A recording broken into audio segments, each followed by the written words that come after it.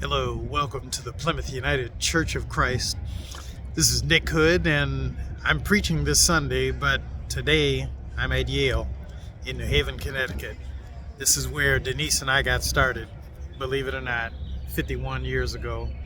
Uh, First day of school, second hour, I went downtown to buy sheets, and who was in the sheet department of Macy's but Denise Page? And we dated 3 years, and the rest is history. So we're here today for her class reunion. This is the 50th for her, and I know a lot of the people in her class, so it's a great time. But let me share with you what I'm preaching on Sunday, and yes, I will be back for church this Sunday.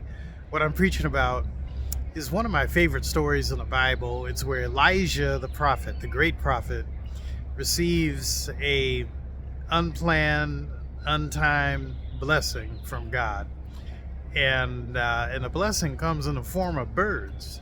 Believe it or not, if you read enough of the Bible, you'll find all kind of things that sound almost too amazing to be true.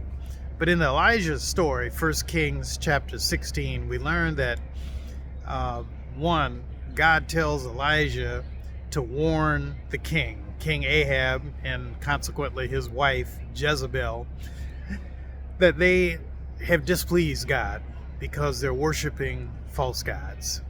And he also tells Elijah that, you're going to have to run for your life once you do this. So he tells Elijah where to go, a place called Sharif, and there's a wadi there, W-A-D-I, or a water pool, maybe a little spring of water, fresh water.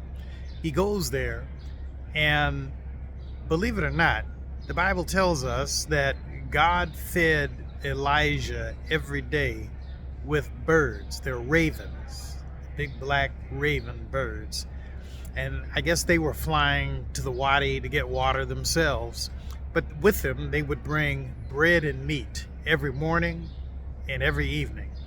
And Elijah was able to survive for about 3 years like this.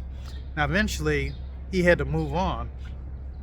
But the point I'm preaching about Sunday is that for God to feed Elijah with these birds in an unplanned, unforeseen way, it raises the question for you and me, like Elijah, are we ready for our blessing? Are you prepared for the blessing of God?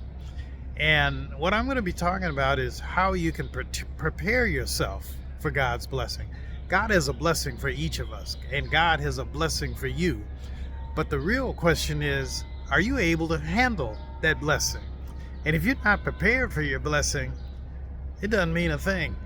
God will set the table, but the question is, are you prepared to eat? Are you prepared to drink?